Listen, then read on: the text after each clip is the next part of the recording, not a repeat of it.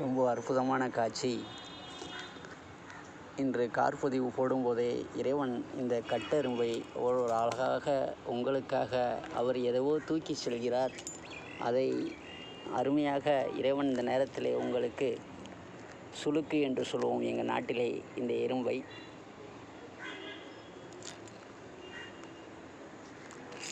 அவர் என்னமோ தூக்கி கொண்டு செல்கிறார். அதைத்தான் உங்களுக்காக படம் பிடித்து கொண்டிருக்கின்றேன்.